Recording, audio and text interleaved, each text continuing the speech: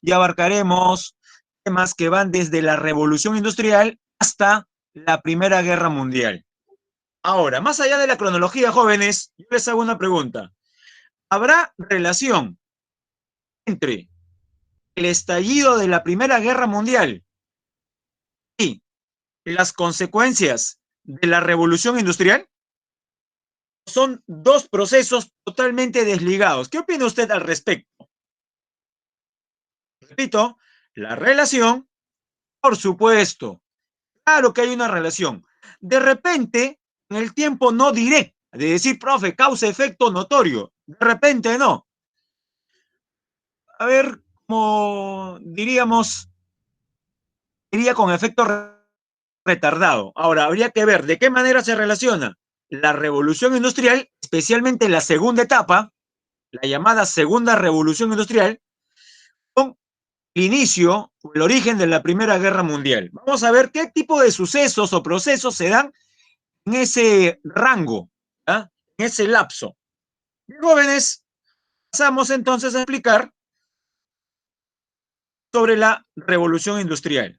Ahí tenemos, como les mencioné, la diapositiva respectiva, desde las revoluciones industriales hasta la Primera Guerra Mundial. Recuerde que la Primera Guerra Mundial también se le conoce como la Gran Guerra. Usted dirá, la Gran Guerra, sí, así se le llamaba en esos tiempos. ¿Qué cree usted que en esos tiempos se le conocía como la Gran Guerra? No como le conocemos en la actualidad. Sencillo, ¿no? ¿Qué cree usted? Jóvenes, porque allá por el año 1914, 15, 16, 17, 18 y hasta 19, nadie tenía, por ejemplo, todavía en el horizonte que se iba a dar otra guerra mundial, incluso de mayores proporciones. En los tiempos se da este conflicto bélico fue el de mayor envergadura. Nunca antes se había usado tanta tecnología en, vamos a decirle, el arte de matar. Es horrible decir eso, ¿no? El arte de matar. En todo caso, se industrializó la guerra. Hasta la Primera Guerra Mundial todavía era importante en las guerras el número de caballos, cañoncitos, personas, espadas, pero ya en la Primera Guerra Mundial hacen su aparición algunos tanques, hacen aparición armas de mayores dimensiones. El poder de la tecnología es mucho mayor con respecto a la industria militar. Bien, ahora sí, veamos. Primero la definición. ¿Qué llamamos revolución industrial? Es el conjunto de cambios económicos, técnicos y sociales originados en Gran Bretaña a partir de mediados del siglo XVIII. O sea, estamos hablando, jóvenes, de 1760, 1770, más o menos. ¿Cuáles son las bases? ¿No?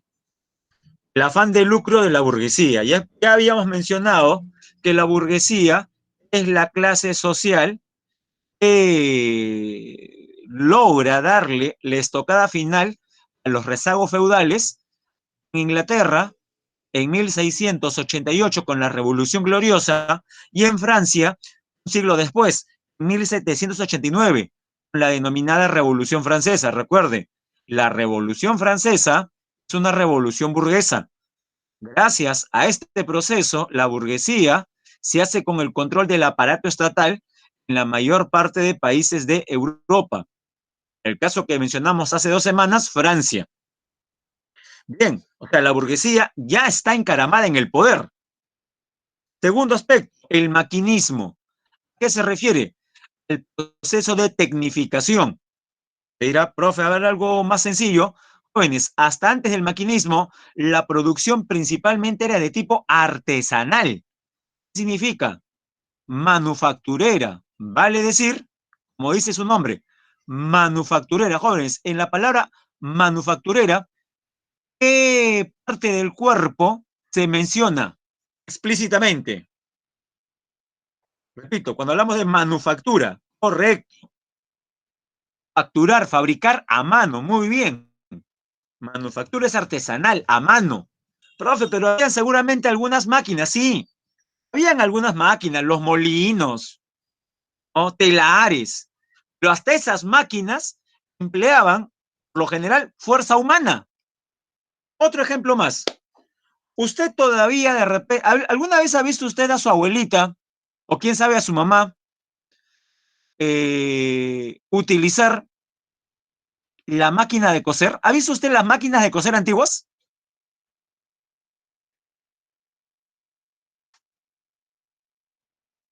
Por supuesto.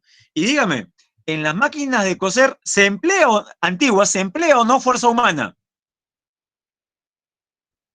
Claro. ¿Impulsada con qué parte del cuerpo, especialmente jóvenes? Con el pie, a manera de un pedal. ¿Todos hemos visto eso? A manera de pedal. Claro, él dirá, profe, eso es máquina, por supuesto, pero todavía es una máquina artesanal.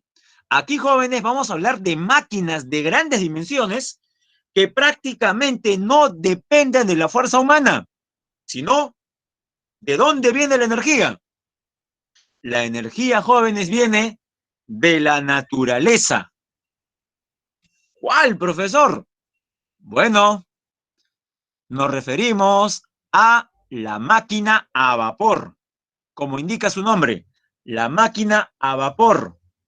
Es impulsada ¿por qué, jóvenes?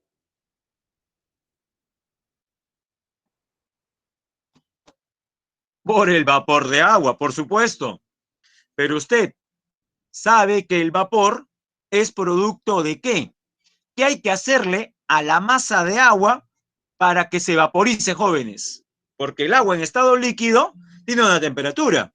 Para que se encuentre en estado gaseoso, vale decir vapor de agua, ¿qué se requiere? ¿Frío o calor? Correcto, se requiere calentarlo. Lo mismo que ocurre en su olla o tetera cuando usted hierve agua. ¿Qué nos avisa que el agua está hirviendo? La silbadora, ¿no? Hay teteras que son silbadoras, pero si su tetera no tuviese silbadora, ¿qué le avisaría? ¿Qué sonido le avisaría que esté hirviendo el agua, jóvenes? Usted pone agua a hervir, se pone a practicar en las tardes, química, física, o se pone a leer un poco de historia y se olvidó que tenía agua en la cocina. ¿Qué sonido le podría usted hacer recordar que tiene que apagar la cocina? Repito, tomando en cuenta que su tetera no tiene silbadora o su olla no tiene silbadora. Me imagino, jóvenes, que usted está pensando, profesor, tiene razón. La tapita, la tapa de la olla comienza a moverse. Claro, pregunto yo, la tapa, la tapa de la olla, ¿por qué se mueve? ¿Por qué es impulsada la tapa de la olla? ¿Qué levanta la tapa de la olla? Claro, es verdad también lo que dice José Antonio, ¿no? La ebullición, las bombitas, el vapor, muy bien, la presión del vapor. Entonces, concluimos, ¿el vapor tiene fuerza? Por supuesto. Ya, ahora piensa en grande. Si eso pasa con 1 litro de agua que hierve, que levanta, va contra la gravedad, porque nótese, el vapor de agua levanta la tapa contra la gravedad.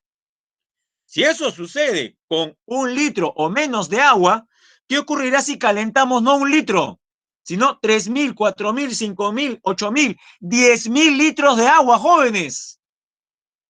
¿La fuerza será mayor o menor?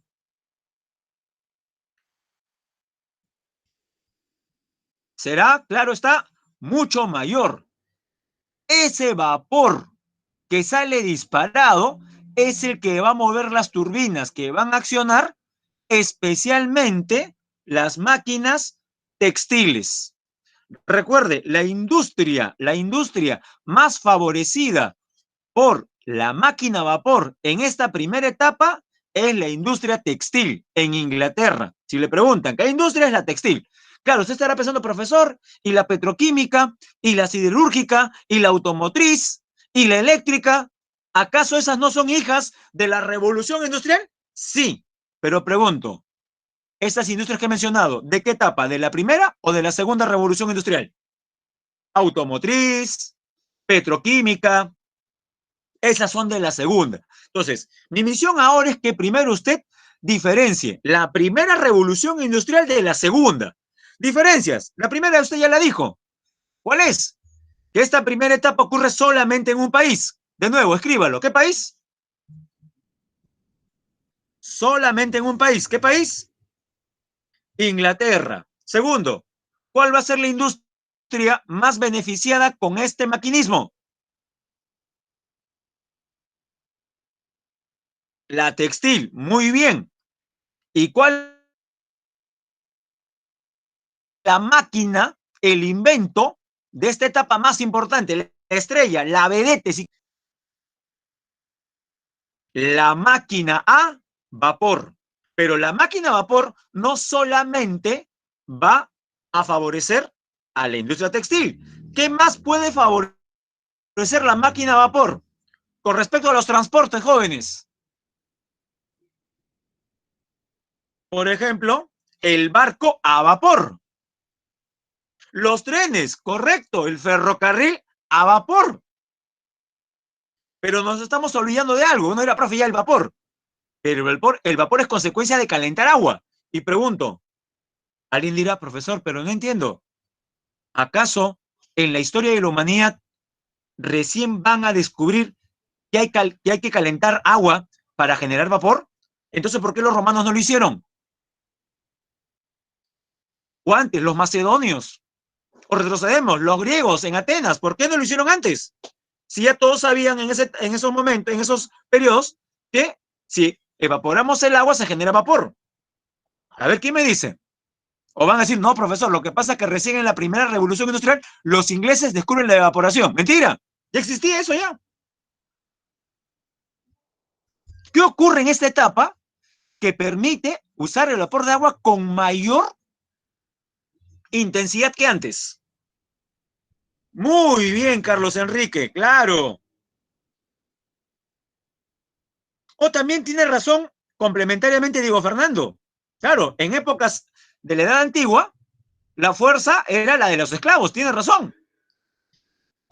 Pero Carlos Enrique da en el clavo con respecto a por qué recién se usa el vapor de agua en el siglo XVIII. Por la falta de un combustible. Profe, pero hay combustibles, la leña, el papel, cualquier cosa que pueda quemarse es un combustible, es verdad. Pero tiene que ver con la energía calorífica. Dígame, entre la leña, ¿sí? El papel, la ropa o el carbón, ¿dónde encontramos mayor potencial energético? De los productos que he mencionado, el carbón. Esa es la razón. Recién se le descubre en el siglo XVIII esta característica que el carbón siempre ha tenido. Se va a extraer carbón, jóvenes, en diferentes cuencas de Europa, especialmente la cuenca del Ruhr, en el centro de Alemania. Hasta ahora, jóvenes, queda la huella de las minas de carbón en Alemania. Por ejemplo, usted sabe cuál es el clásico de fútbol en la Bundesliga más, eh, vamos a llamarle pues, más candente, más peleado. A ver, a los amantes del fútbol. ¿Alguien? Por si acaso, en el clásico este no está el Bayern Múnich, ¿ah? Ya le digo, ¿ya? El Borussia Dortmund y el Schalke 04. Si usted busca la historia del Schalke 04, donde alguna vez jugó Farfán, equipo de camiseta azul, verá Los orígenes de este equipo, ¿ah? Los orígenes de este equipo tienen que ver con los trabajadores de las minas de esa zona. Hasta ahora queda la huella. El mismo equipo se hace llamar el equipo minero. Minas de carbón, que también hay minas de cobre, de hierro, como en el Perú. Bien, jóvenes.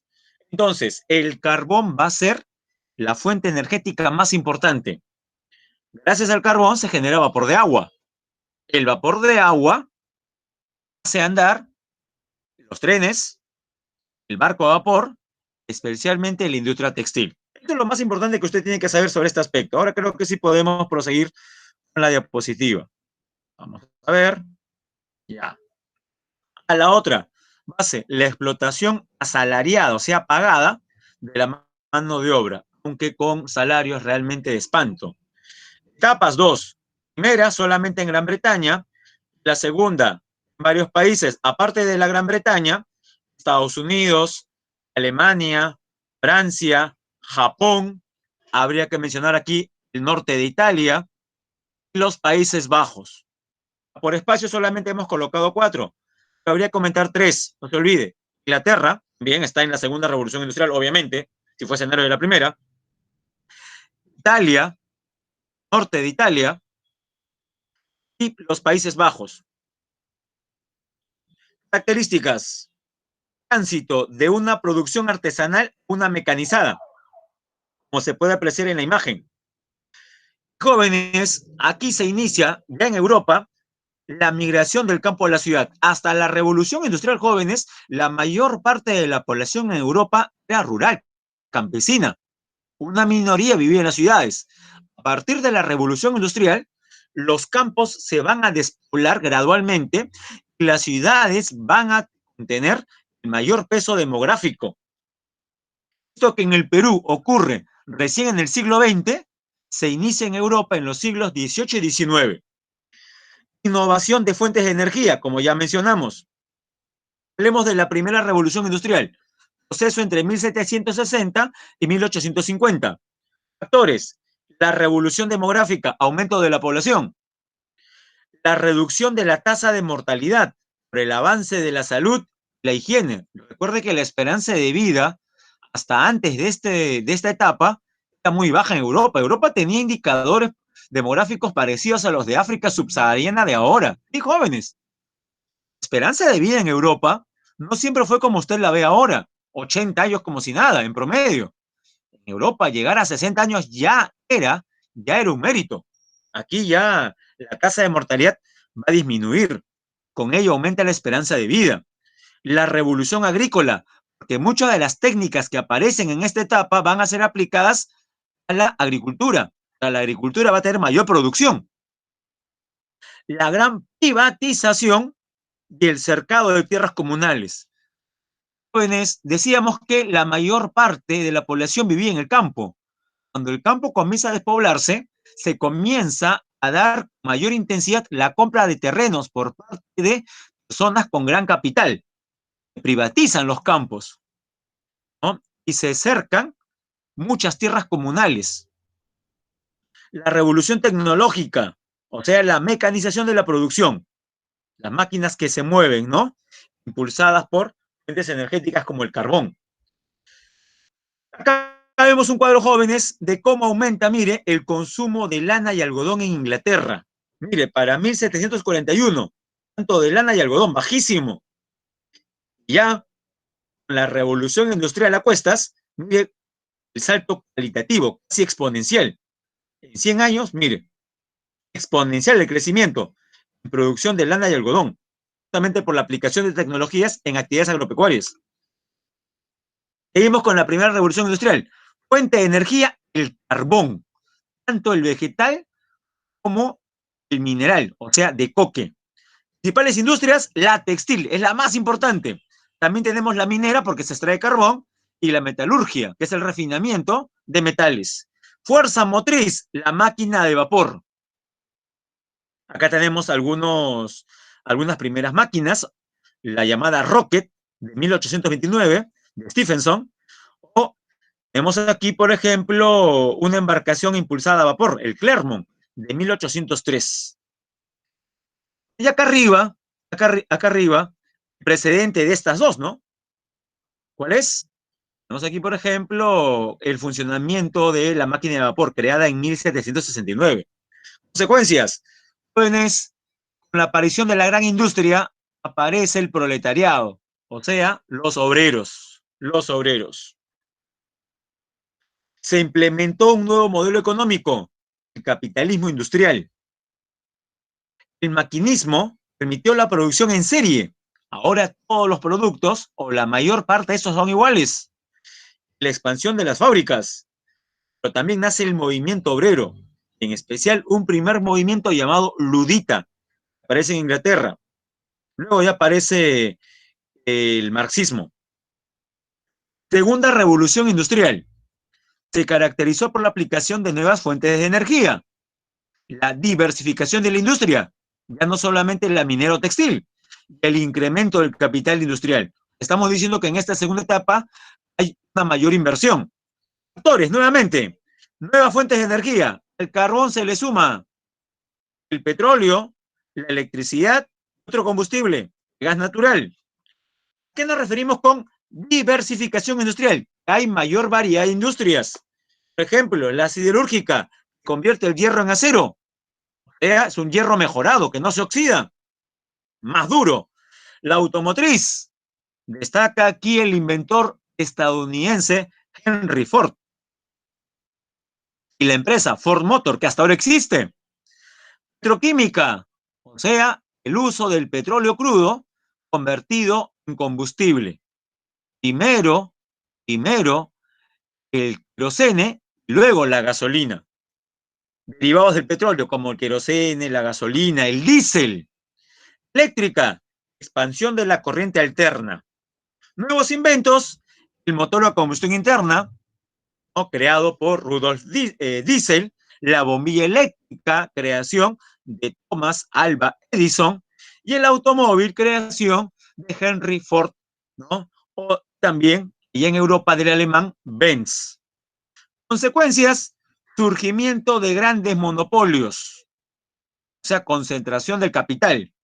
Búsqueda de mercados coloniales. Ya, jóvenes, aquí está el nexo que le mencionaba yo, que algunos de repente todavía no pueden ver claramente la relación entre la revolución industrial y la Primera Guerra Mundial. Ya, aquí está el nexo, jóvenes, el hilo conductor. Yo le hago una pregunta muy sencilla, y ahora sí los leo. He estado los últimos minutos solamente bien eh, centrado en la diapositiva. Ahora sí, viendo el chat, les pregunto, sí, gracias especialmente a la segunda revolución industrial, países como Inglaterra, Estados Unidos, Bélgica, Países Bajos, Italia, especialmente la parte norte, Japón, Francia, comienzan a industrializarse, pregunto yo, ¿requerirán más o menos materias primas?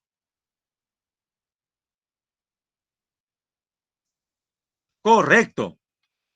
Están desesperadas por mayor número de materias primas, porque ahora tienen la tecnología para transformar las materias primas ¿en qué? En bienes industriales. Muy bien. Entonces, jóvenes, yo pregunto, ¿dónde se encuentran la mayor parte de las materias primas? ¿Solamente en Europa?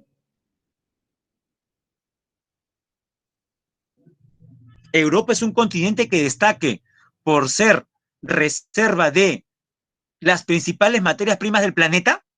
Obviamente que no. ¿Dónde están las materias primas? En África.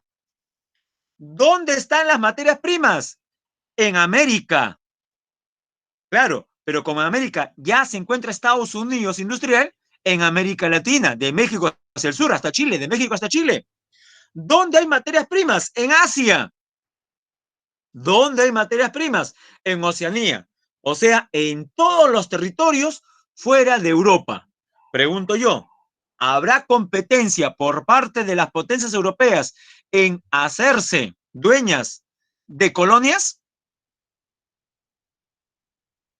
Por supuesto, claro que sí. Se van a repartir el mundo, jóvenes.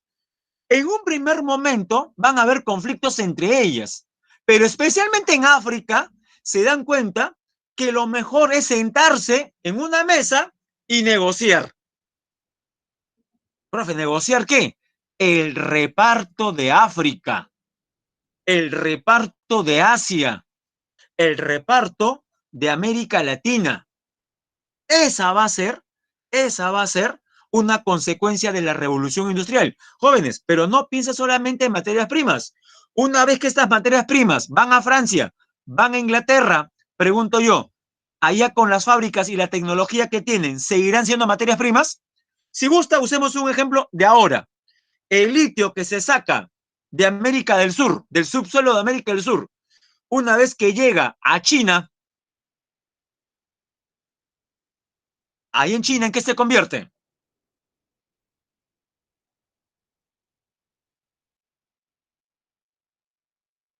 Recuerde, recuerde lo que tenemos dentro de su celular. Las baterías, jóvenes.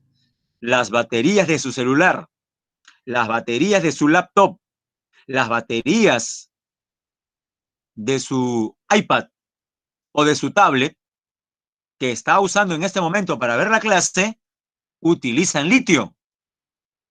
Es en China que el litio se convierte en este tipo de baterías, pero no solamente para productos como laptops o tablets, celulares, también en los autos eléctricos. Mira, en China se transforman. Profe, ¿y por qué en Perú no? ¿Por qué en Bolivia no? ¿Por qué en Argentina no? ¿Por qué en Chile no? Porque no contamos con qué, jóvenes. ¿Qué nos falta aquí en América del Sur? Tecnología. O sea, en América del Sur, salvo Brasil, jóvenes, repito, la excepción es Brasil, no nos queda otra que exportar las materias primas. ¿Consecuencia de qué? De que en esta parte del mundo, excepto Brasil, no ha habido un proceso de industrialización. Bueno, jóvenes, retrocedamos en el tiempo. Este fue un ejemplo del momento actual. Seguimos en el pasado. Entonces, las materias primas que se extraen de África, de América Latina y de Asia van a Europa. En Europa, gracias a la tecnología que tiene, se transforma. Ahora pregunto yo, estos bienes, estas manufacturas que salen de la industria, ¿serán compradas, serán consumidas solamente por población europea?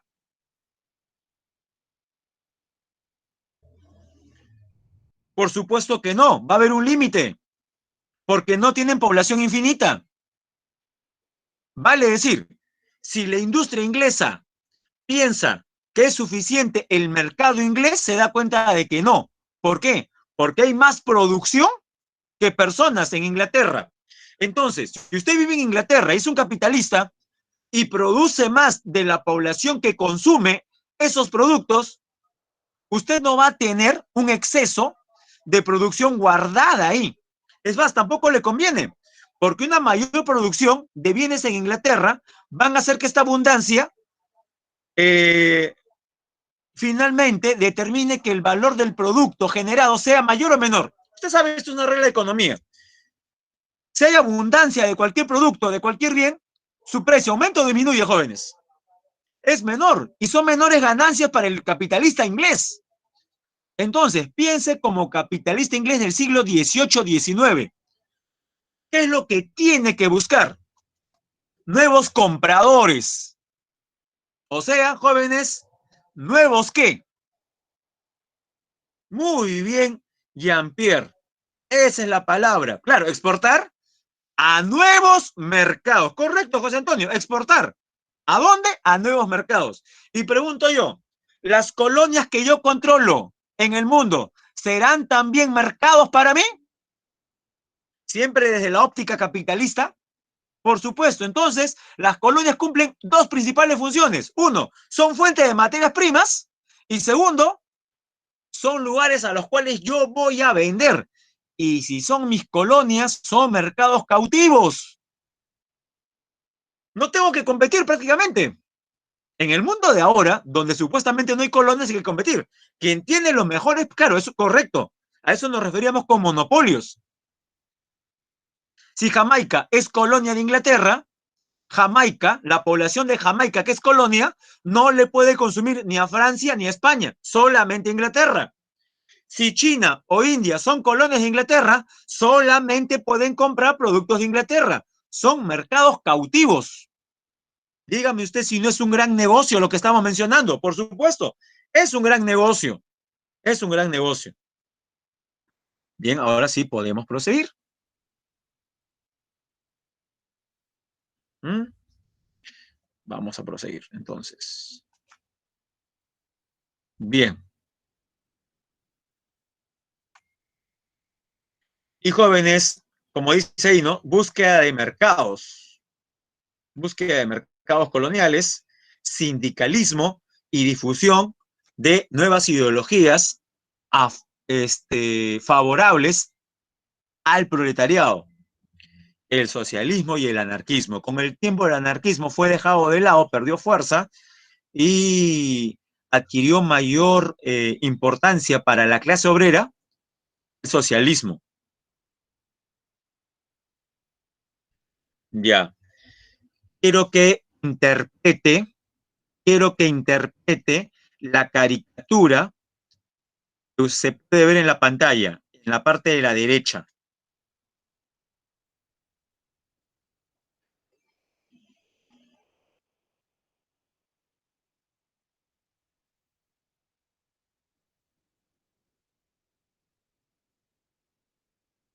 ¿Qué ideas voy a dar respecto, jóvenes? Muy bien, claro. Quien está ahí, con las manos levantadas, ¿no?, ante el reparto que hacen de su territorio, es el emperador chino, el que está parado. Y en la mesa, ¿quiénes están? Las potencias, principalmente europeas, que buscan repartirse China.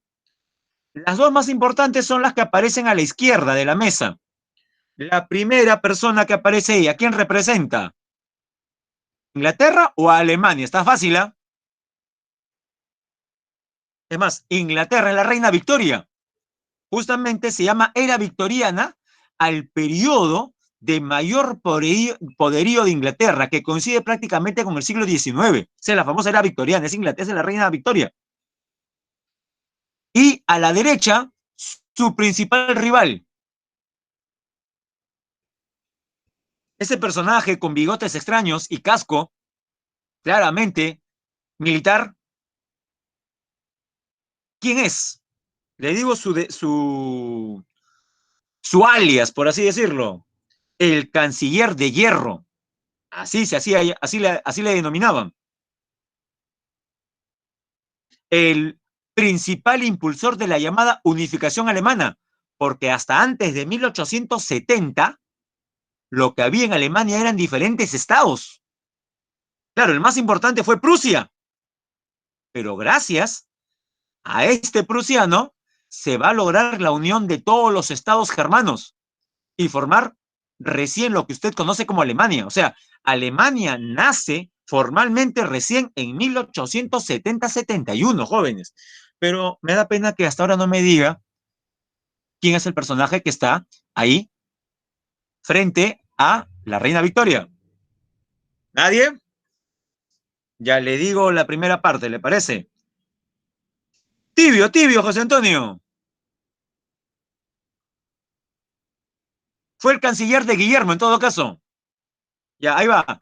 Otto, ajá, correcto. Otto von Bismarck.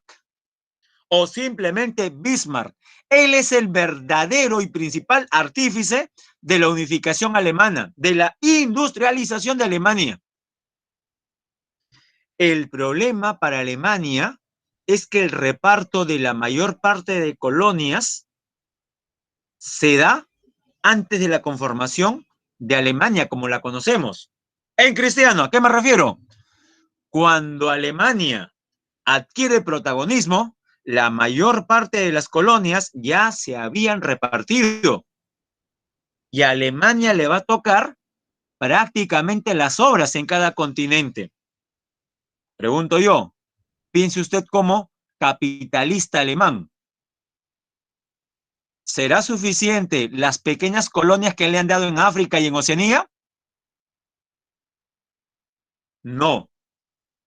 ¿Por qué, profesor? Porque la industria alemana hasta ventaja le ha sacado a la inglesa. El principal rival de Inglaterra en esta etapa va a ser Alemania.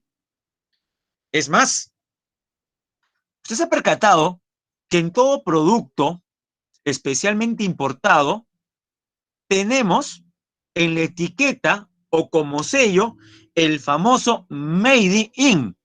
Por ejemplo, en sus zapatillas Adidas o Nike, ¿qué suele decir? Made in o hecho en dónde. A ver, revise sus zapatillas, revise su celular, revise su reloj.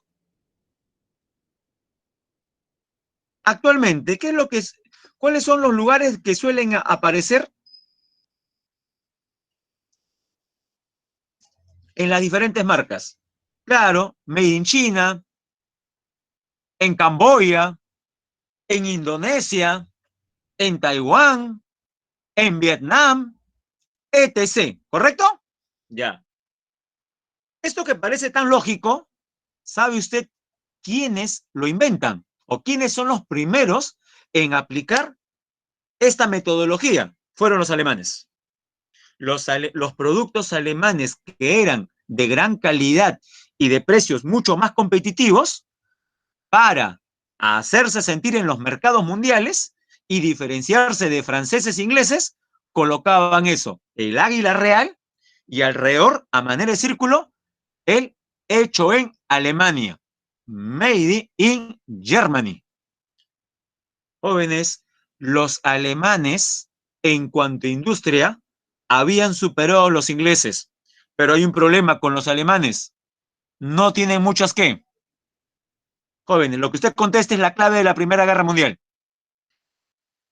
Los alemanes no tienen muchas colonias. Van a exigir un nuevo reparto de colonias. La pregunta es, del otro lado, ¿le darán colonias?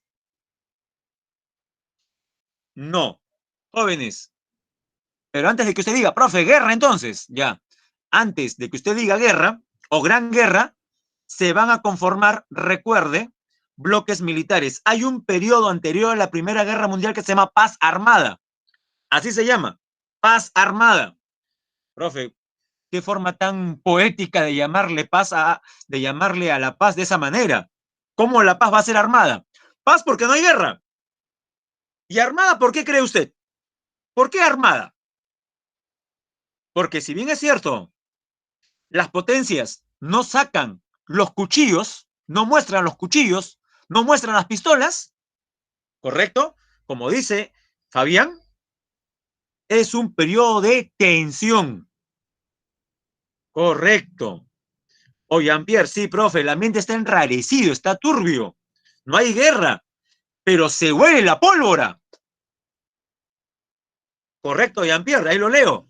Se van armando para la guerra. Muy buena idea, Jean-Pierre. La paz armada es un periodo que dura 3, 4 décadas donde las potencias están pensando en armarse hasta los dientes. Es verdad, Otto. Ah, mira, acá tenemos a, a un, una persona que también se llama igual que Otto von Bismarck. Muy bien. Como dice Otto, es una paz ficticia. Es una paz ficticia. Y jóvenes, ahora sí podemos hablar de la paz armada. Ah, bueno, ¿qué es el imperialismo? Si a alguien no le quedó duda, es la dominación. Ah, jóvenes, aquí hay una pequeña corrección. Debe decir 1875, por si acaso, ¿eh? Creo que se ha dado cuenta, ¿no? Ah, bueno, 1875-1914. Es la dominación que ejerce un Estado fuera de sus fronteras sobre otros territorios, llámese colonias, para explotar sus recursos y controlar sus mercados. La crisis de superproducción, la gran concentración de capitales y el afán por mercados generaron imperialismo. Características: la formación de imperios coloniales, El mayor continente colonizado fue África. El gran capital se expande por el mundo a través de empresas multinacionales. Miren, en el mapa usted puede ver de azul uno de los imperios más extensos en la historia de la humanidad, jóvenes. Mire bien, ¿de qué imperio estamos hablando, jóvenes? A ver, los leo. ¿De qué imperio estamos hablando en el mapa? El Imperio Británico, durante la era victoriana, el Imperio Inglés. Profe, ¿Canadá era colonia de Inglaterra? Sí. Estados Unidos ya no. En Sudamérica ve una parte pintada de azul, esa es Guyana, ahora independiente. En África, mire, todo un corredor, desde Egipto hasta Sudáfrica, todo un corredor. Y también el ángulo aquí, Nigeria y Camerún. En Asia, La Joya, la India. La India va a ser su principal colonia. Y en Oceanía, Australia, Nueva Guinea, Nueva Zelanda.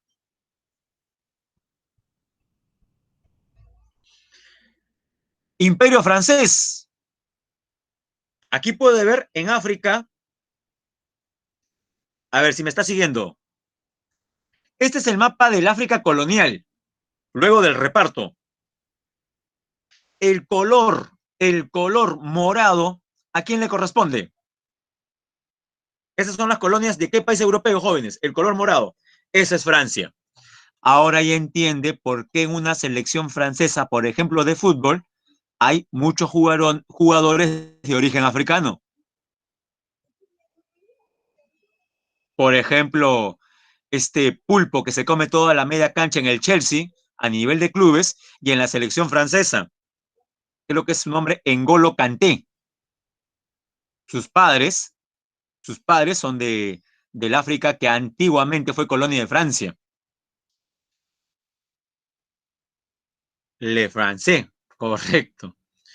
Y dígame, el color naranja, aunque ese color ya debería desaparecer ya de una vez, ¿no? Pero bueno, ya. En el mapa está el color naranja, ya que hay que hablar de color naranja, pues no queda otra. El color naranja que usted ve ahí son los territorios de qué potencia europea.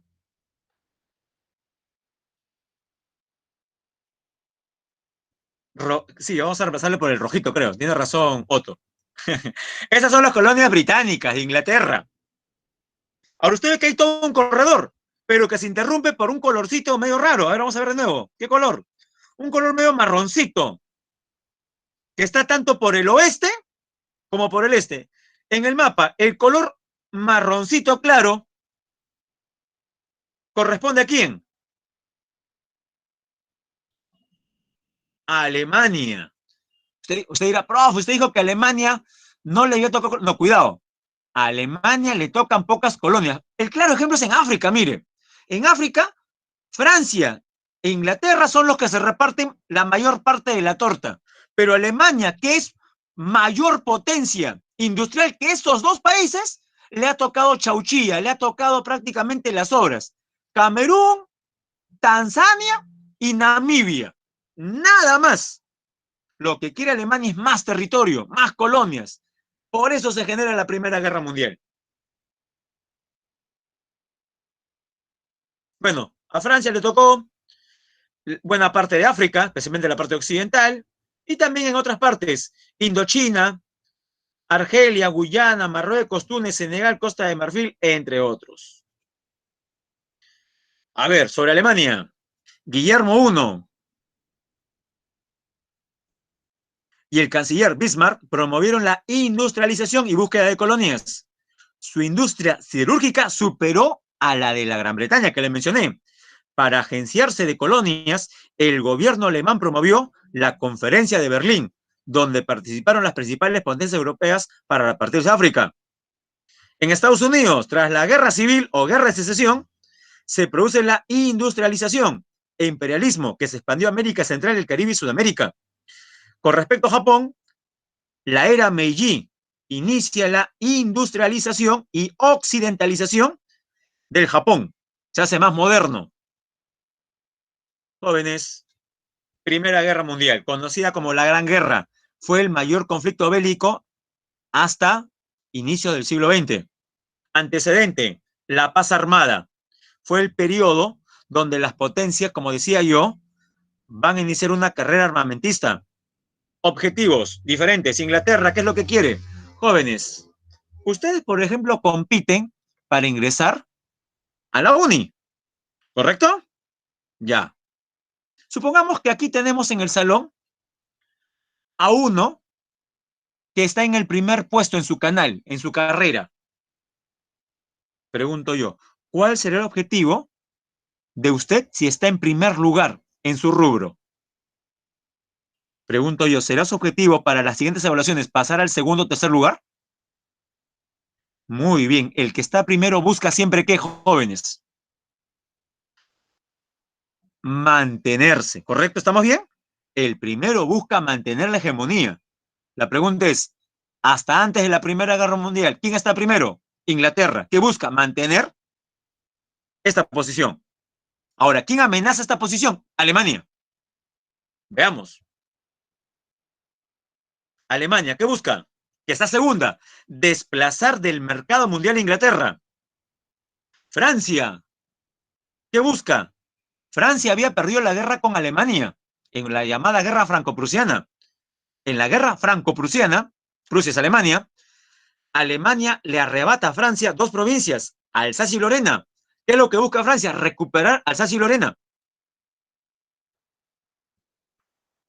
Causas de la Primera Guerra Mundial, las rivalidades coloniales, lucha por mercados y fuentes de materias primas entre Alemania, Francia e Inglaterra. Ahora usted pensará, profesor, o sea, ¿son tres países que entran en guerra? Digamos que sí, pero no en tres frentes, sino solamente en dos. Dígame, entre Alemania, Francia e Inglaterra, finalmente, ¿qué países van a formar una alianza contra el tercero? ¿Quiénes se unen ahí? Hay varias posibilidades. Una sería, profe, Alemania más Francia versus Inglaterra. Otra sería Inglaterra más Francia más contra Alemania. O una tercera, se me ocurre, una tercera fórmula. Alemania aliada a Inglaterra versus Francia. Dígame, está sencillo. ¿Cómo se da? ¿Quiénes se unen? Se unen Francia e Inglaterra. Muy bien. ¿Contra quién? Contra Alemania. Pero claro, Alemania no está sola. Alemania no ve una guerra si antes no ha formado, por ejemplo, ¿qué cosa? Sus alianzas. Es más, la alianza formada por Alemania, ¿cómo se llama? Fácil, está formada por tres países. De ahí su nombre. Alemania va a liderar la Triple Alianza. Repito, Alemania va a liderar la Triple Alianza. Y al otro lado, Inglaterra va a liderar la Triple ¿qué? Entente. Entente es entendimiento, concordia. ¿Quiénes están en la Triple Entente?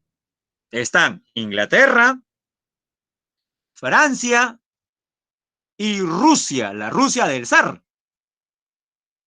Nicolás II, la Rusia zarista. Profe, y al otro lado, ¿quiénes están entonces? ¿A quiénes tenemos? Del otro lado tenemos a Alemania, el imperio alemán, el llamado Segundo Reich. Tenemos al imperio austrohúngaro. Bien. Pretexto.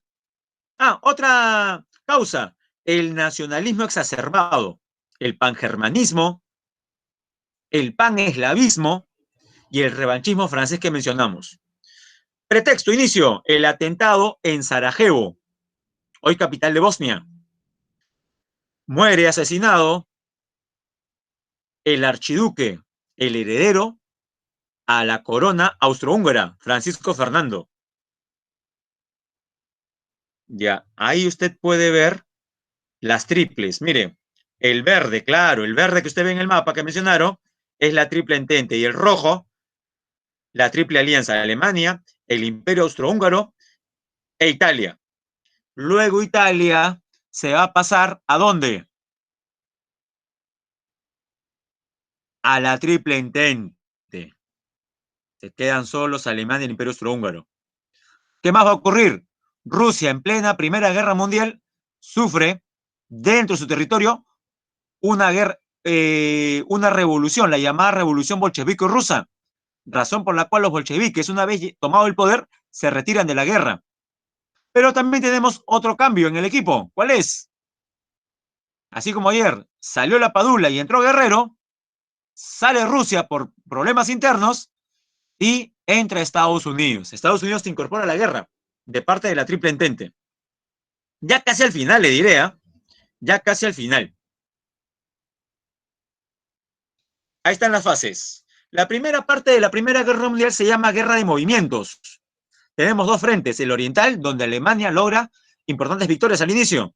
Alemania derrotó a Rusia en los lagos Masurianos y en Tannenberg.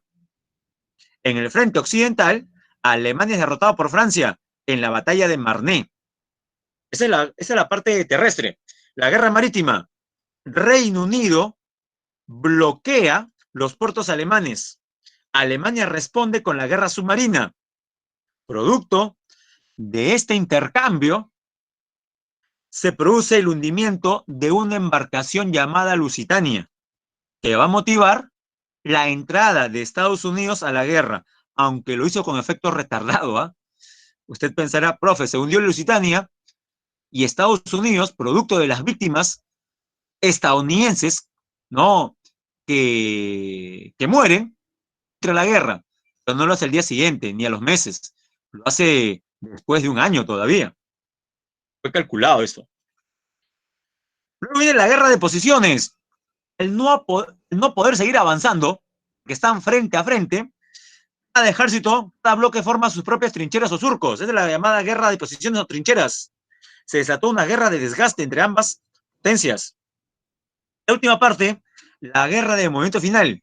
En 1917, Rusia se retiró de la Gran Guerra a través del Tratado de Brest-Litovsk. Finalmente, los aliados, Estados Unidos, Reino Unido, Francia, Italia, Japón, ¿sí? Los cinco, derrotaron a Alemania. En 1918 se firma primero un armisticio, el de Compiègne, y al año siguiente el Tratado de Versalles, donde Alemania reconoce su derrota. Consecuencias, Estados Unidos asciende como primera potencia mundial. Surge la Sociedad de Naciones, una especie de pre-ONU para evitar un futuro conflicto. Fracasó porque no evitó la Segunda Guerra Mundial. Y aparecen nuevos estados, Checoslovaquia, Yugoslavia y Polonia. Bien, dejamos de compartir. Y ahora, jóvenes, todos juntos, vamos a dar las claves. A ver, vamos a mostrar rápidamente esto.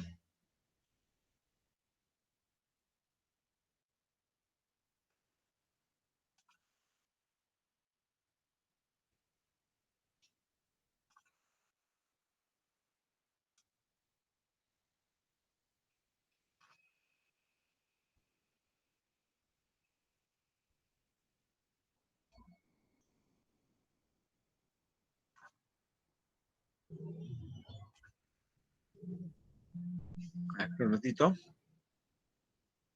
Se demora en cargar un poquito. Son la 1:46, no se preocupe. Bien. ¿En cuánto tiempo estamos más o menos bien?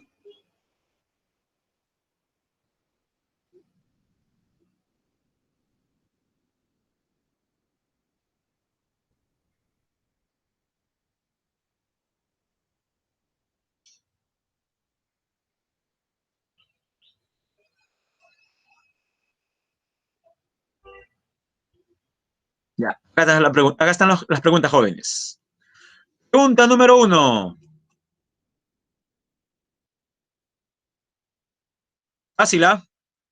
Uno dice, ludismo, una de las primeras manifestaciones de descontexto social ante el maquinismo. En relación a este movimiento surgido en la primera revolución industrial, es correcto afirmar que se opuso a la introducción de tecnologías en la producción. Los trabajadores rompían las máquinas. Ese fue el movimiento ludita en Inglaterra. Dos, durante De la primera etapa de la revolución industrial, el rubro textil, como dije, fue el de mayor desarrollo, gracias al uso de la máquina a vapor. Para diferentes especialistas, el cambio climático se constituye en la principal amenaza para la humanidad. Este proceso, jóvenes, afecta a la humanidad actualmente, ¿dónde tiene su origen? En la revolución industrial, porque comienzan a quemarse combustibles fósiles, generan principalmente dióxido de carbono. Aquí comienza todo, revolución industrial. 4. En el siguiente mapa del continente africano, de inicio del siglo XX, podemos afirmar que los territorios de rojo oscuro y verde correspondieron respectivamente a qué imperios. A ver, jóvenes, el rojo oscuro de Inglaterra, del imperialismo británico, y el verde de Portugal. Sí, Portugal también tenía colonias, Mozambique y Angola. Clave la D. 5. Durante la era victoriana, ¿cuáles fueron las principales colonias de Inglaterra en América, Asia y Oceanía? En América, Canadá. En Asia, la India, y en Oceanía, Australia. 5. La C. 6. La independencia tardía respecto a otras naciones americanas de Cuba y Puerto Rico fue posible por el enfrentamiento entre España y Estados Unidos. Una vez que Estados Unidos se convierta en potencia industrial, comienza, por ejemplo, a rivalizar con países europeos como España. Cuba y Puerto Rico se independizan gracias a Estados Unidos. 7. Entre las causas del estallido de la Gran Guerra o Primera Guerra Mundial, identifica lo correcto. Y lo correcto es la letra B. Contención de la incorrecta, ¿no? La incorrecta. Y la incorrecta es la B. Contención del avance del comunismo soviético. Eso es en la Segunda Guerra Mundial. Las 4 que aparecen ahí son verdaderas. Reparto de las colonias, exacerbación del nacionalismo, asesinato del archiduque, formación de la Triple Alianza y Triple Entente. 8. Ordene cronológicamente. La correcta es la C. Es 1, 4, 2. 9. Una consecuencia de la Primera Guerra Mundial es el surgimiento de países como Checoslovaquia y Yugoslavia. La 10. La 10. Tras su triunfo en 1917, la dirigencia bolchevique en relación a la Gran Guerra tomó ¿qué decisión? Retirarse del conflicto bélico. Jóvenes, llegamos a la parte final, vamos a dejar de grabar, si me da unos segundos. Ya está. Detener grabación.